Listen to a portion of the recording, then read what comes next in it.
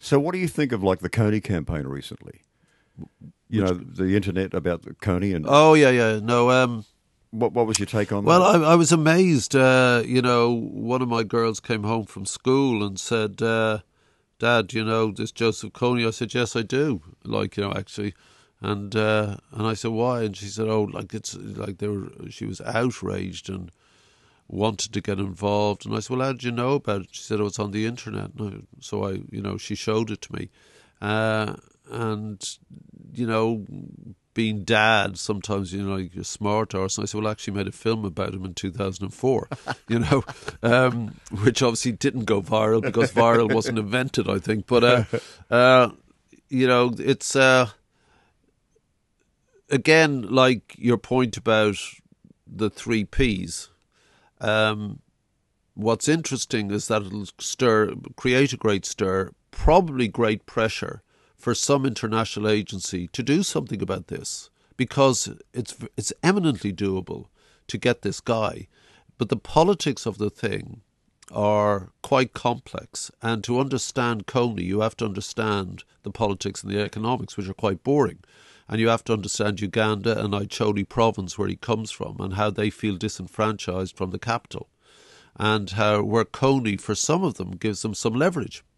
And so there's lots of stuff going on. There's no question that this man is a paradigm of evil. I mean, he is beyond mad. Those of you who remember Apocalypse Now or earlier Joseph Conrad's Heart of Darkness and Kurtz at the Bend of the River, this is Kurtz plus, because you could argue that Kurtz actually went mad. But in Coney's case, he's seriously Looney Tunes and probably doesn't understand how awfully evil he is. He actually does believe he shape changes and can see, can fly at night and see what's going on and then tell his followers what to do. Yeah. No. I mean, I know that part of the world very well, and I know the situation. I've met many of his, the bushwives, these young girls who are sort of married to his commanders. His commanders are 15, and we use the word traumatized too often. And they talk about freeing the children that are his soldiers, don't they? Never mind freeing the children. I mean, the point is that you're not going to free them. I mean, some of them escape, but a lot of them love doing it. And they don't think they can go back. But they've developed this phenomenally sophisticated way of forgiveness up there. When they do come out of the bush or they're captured by the Ugandan army, they're put into kind of retraining camps, if you like, which have been set up by the local women. And they try and decompress these people down from the horrors that they've personally committed or seen. And even there, that's complex, because often these kidnapped children fall in love with each other. The commander picks the bush wife who's like 11 or 12 or 13. Up to that point, they have to do the washing and cooking and carrying. The young boys do the carrying of the guns and, all that stuff. And then they eventually train them up into being killers.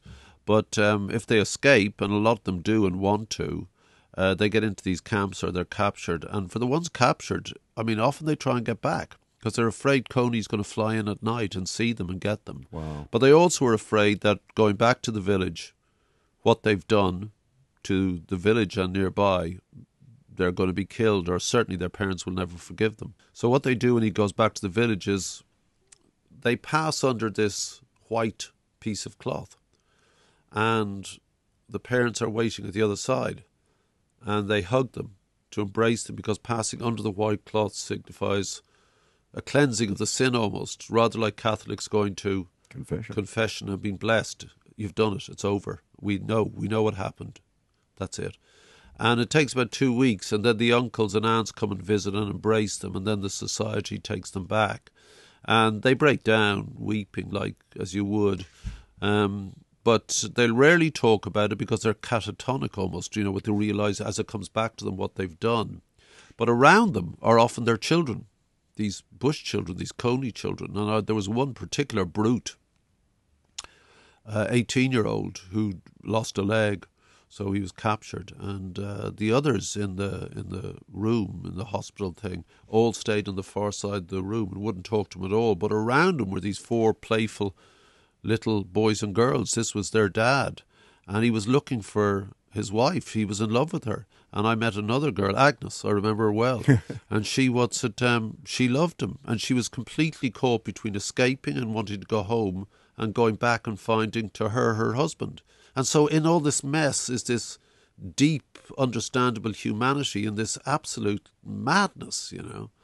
So were you able to give your daughter this deeper understanding of the whole situation? Yeah, I did. I mean, I didn't bore her, but I tried to explain that, you know, going back to your point, sorry for going on, but with the viral thing, is that effective in effect? And it's effective in making kids aware of different realities and different worlds and make them go, why doesn't someone stop it? It's mad.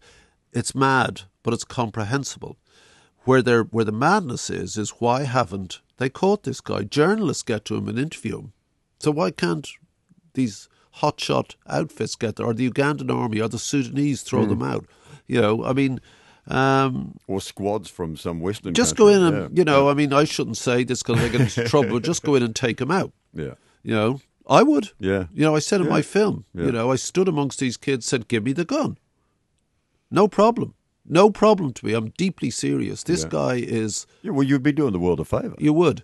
But the international agencies can't do that. They must get him and bring him to court, and that's correct.